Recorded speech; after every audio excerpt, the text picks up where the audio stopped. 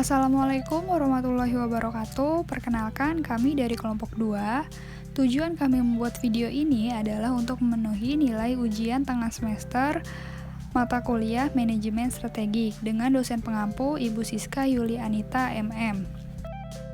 Kami akan memaparkan materi penentuan strategi tentang Grand Strategy Cluster, Business Portfolio Model atau BCGIS, Growth Share Matrix, GIS, Multifaktor Portfolio Matrix, dan SWOT Matrix.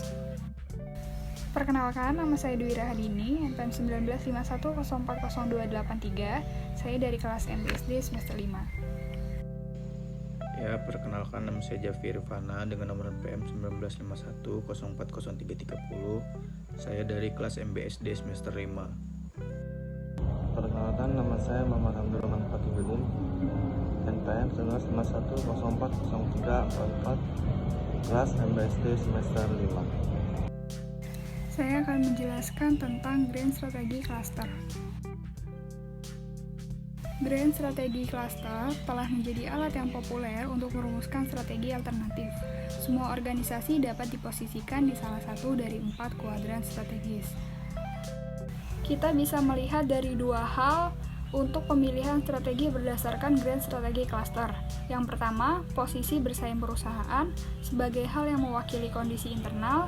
Lalu yang kedua, tingkat pertumbuhan pasar sebagai hal yang mewakili kondisi eksternal.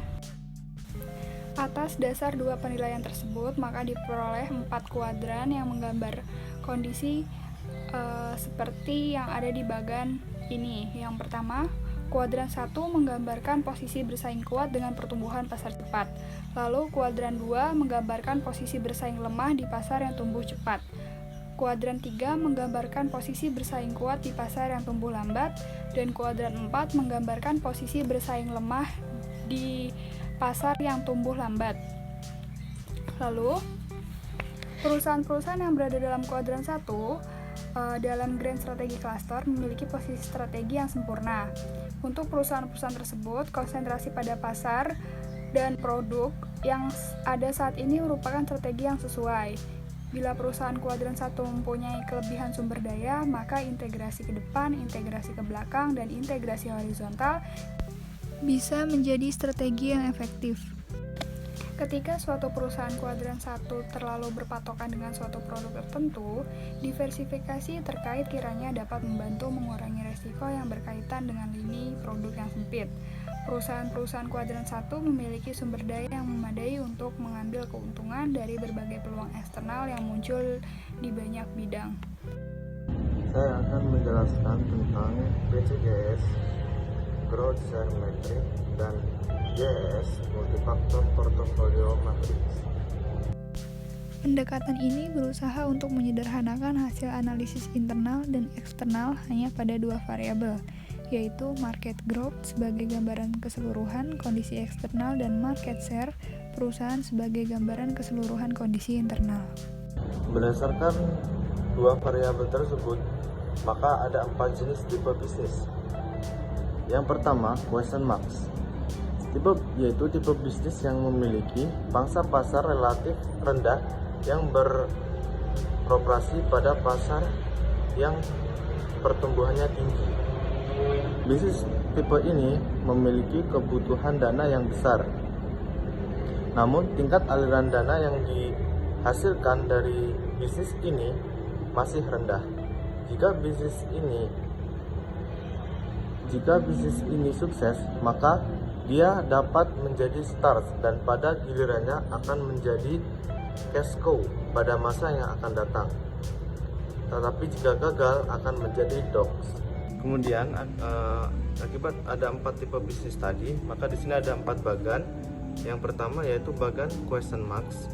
Bagan question marks ialah itu bagan yang dilambangkan oleh tanda tanya, yaitu itu merupakan bagan di mana tipe perusahaan yang memiliki pangsa pasar relatif rendah yang berpotensi pada pasar yang pertumbuhannya tinggi, beroperasi pada pasar yang pertumbuhannya tinggi. Jadi perusahaan yang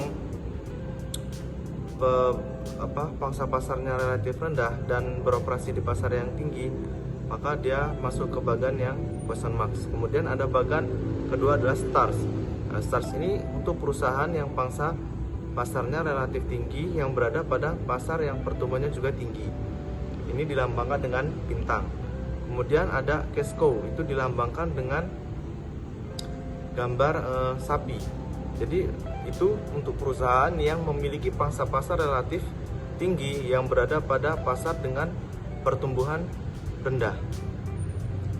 Dan kemudian yang terakhir ada dogs yang dilambangkan dengan anjing, yaitu untuk perusahaan yang memiliki pangsa pasar relatif rendah dan beroperasi pada pasar yang memiliki pertumbuhan yang rendah juga.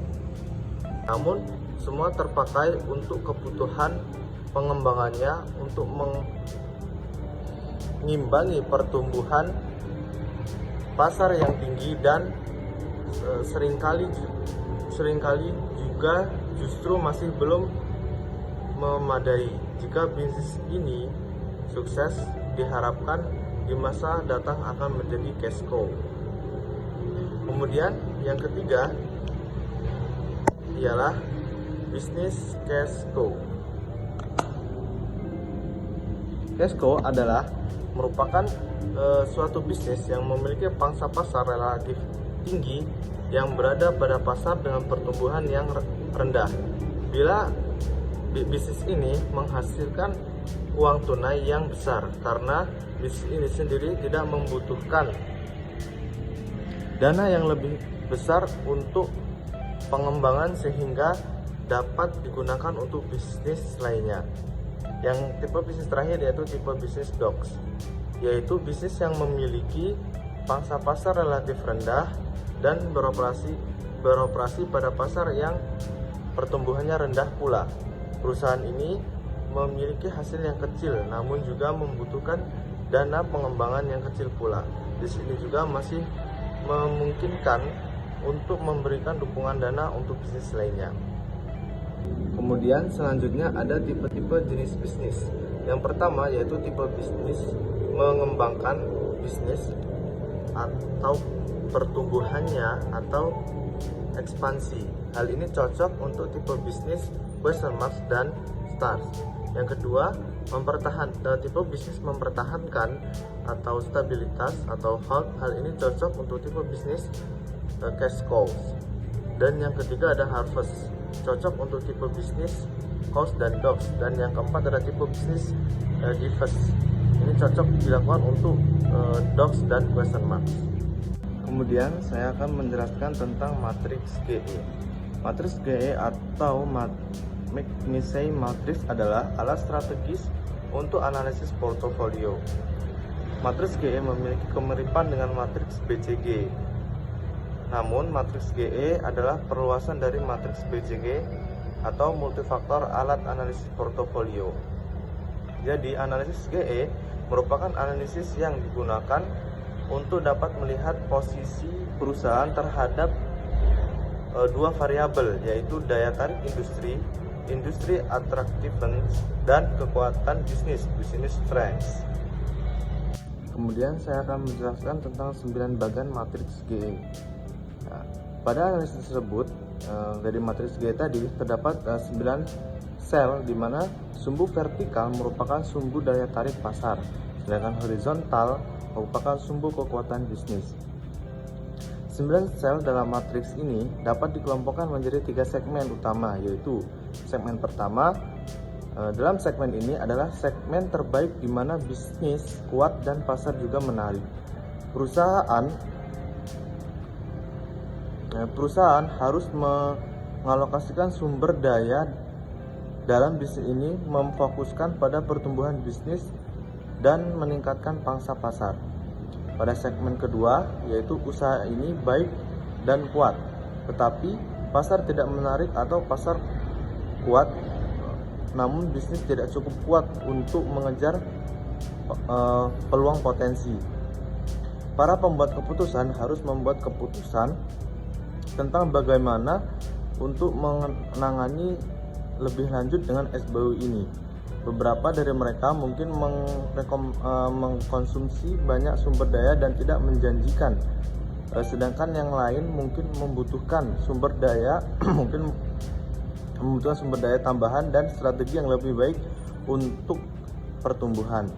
Kemudian yang segmen ketiga, segmen ini mungkin membutuhkan sumber daya tambahan dan strategi yang lebih baik untuk pertumbuhan. Kemudian yang segmen ketiga, segmen ini merupakan segmen terburuk dikarenakan bisnis segmen ini adalah lemah dan pasar tidak menarik. Para pembuat keputusan harus mempertimbangkan baik reposisi SBU ini ke segmen pasar yang berbeda, mengembangkan menawarkan biaya efektif yang lebih baik atau menyingkirkan SBU ini dan menginvestasikan sumber daya ke dalam SBU yang lebih menarik dan menjanjikan. Untuk dapat membuat analisis matrik GE, langkah-langkah yang harus dilakukan adalah: pertama, lakukan pembobotan berdasarkan tingkat kepentingan pada faktor-faktor daya tarik industri. Tingkat penilaian dapat memberikan oleh manajer perusahaan maupun staf perusahaan. Yang kedua, tentukan tingkat nilai untuk memberikan ranking pada faktor-faktor daya tarik industri. Lalu yang ketiga, kalikan bobot dan ranking untuk mendapatkan skor daya tarik industri. Tujuan analisa BCGS dan GS. Yang pertama, meningkatkan performasi perusahaan untuk dapat mencapai hasil yang lebih baik bagi masing-masing produk. Yang kedua, menentukan inovasi, siapa yang diperlukan dapat memperbaiki atau meningkatkan posisi produk di pasar. Lalu yang ketiga, menentukan strategi-strategi yang dibutuhkan untuk memperkuat posisi perusahaan di pasar persaingan Indonesia. Penyusunan strategi dengan pendekatan matriks BCG. Langkah pertama dalam menyusun matriks BCG adalah dengan menghitung pangsa pasar dan menghitung market growth. Yang kita buat ini perusahaan pesaing utama, contohnya analisis CV Dwi Jaya Mandiri dengan CV Kurnia Jaya. Untuk itu, contoh perhitungan mencari pangsa pasar bulan Januari tahun 2015. Untuk menghitung rumusnya, rumus pangsa pasar adalah penjualan CV Kurnia Jaya dibagi penjualan pesaing CV Jaya Mandiri. Lalu untuk menghitung market growth-nya, rumusnya total pendapatan bulan Januari 2015 dikurang total pendapatan bulan Desember tahun 2014, lalu dibagi dengan total pendapatan bulan Desember tahun 2014, baru dikalikan dengan 100%. Ini adalah posisi perusahaan dalam diagram matriks BCG. Dapat kita lihat bahwa pada bulan Maret, CV Kurnia Jaya berada pada posisi star. Artinya, CV Kurnia Jaya sedang menghadapi pertumbuhan pasar yang sangat cepat dengan pangsa pasar yang sangat besar. Strategi yang diusulkan pada posisi star adalah strategi penetrasi pasar, strategi pengembangan pasar, dan strategi pengembangan produk. Keunggulan BCGS. Yang pertama, merangsang minat terhadap masalah-masalah manajemen strategi. Lalu yang kedua, mendorong manajemen untuk memandang formulasi strategi dalam bentuk hubungan kerjasama antar bisnis-bisnis yang ada dan jangka panjang. Lalu yang ketiga, mengakui bahwa bisnis pada tingkatan yang berbeda memiliki permintaan khas dan memberikan sumbangan yang berbeda pula terhadap pencapaian tujuan perusahaan. Lalu yang terakhir, yang keempat, merupakan suatu pendekatan sederhana yang menyediakan daya tarik visual secara keseluruhan dari bisnis portofolio suatu perusahaan. Kelemahan BCGS. Yang pertama, hanya berfokus pada keseimbangan arus kas. Yang kedua, adanya ketidakjelasan mengenai pangsa pasar yang relevan saat ini. Yang ketiga, adanya faktor kritis lain yang dapat berpengaruh terhadap penentuan strategi selain pangsa pasar dan ROI. Lalu yang keempat, hanya menawarkan strategi umum tanpa spesifikasi bagaimana strategi tersebut dapat diterapkan. Saya akan menjelaskan tentang SWOT Matrix.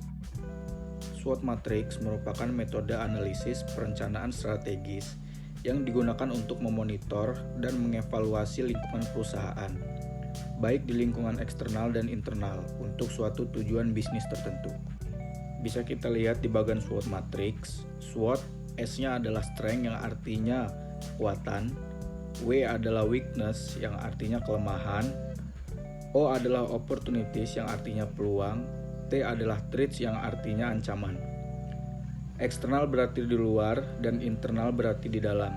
Helpful berarti bermanfaat, sedangkan harmful berarti berbahaya.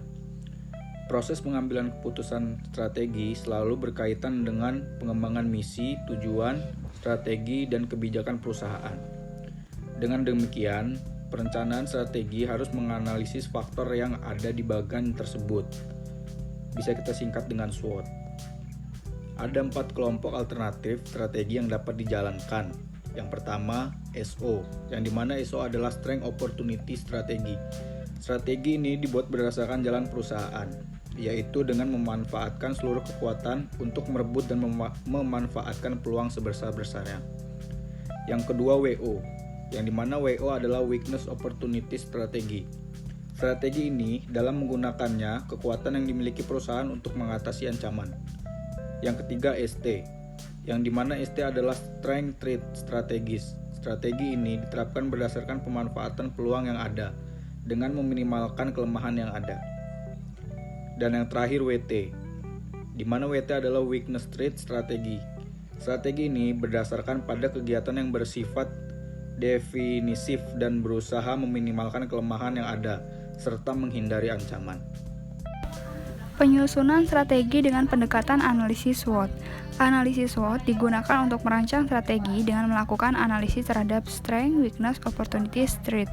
Dalam pembuatan analisis SWOT dilakukan pencocokan faktor-faktor eksternal dan internal sehingga diperoleh alternatif strategi, strength opportunity, lalu strength threat, weakness opportunity, dan weakness threat. Strategi yang diusulkan berdasarkan analisis SWOT yaitu meningkatkan kualitas produk dan pelayanan, cost reduction untuk mencapai harga jual produk yang bersaing, peningkatan kompetisi sumber daya manusia, perbaikan infrastruktur untuk membangun citra perusahaan sebagai perusahaan yang bonafit, melakukan promosi online, menjalin kerjasama dengan perusahaan sejenis untuk mengatasi kekurangan kapasitas produksi, membina hubungan baik dengan supplier, dan memperluas pasar dan pengembangan produk. Mungkin cukup sekian penjelasan materi dari kelompok 2. Kurang lebihnya kami mohon maaf. Wassalamualaikum warahmatullahi wabarakatuh. Terima kasih.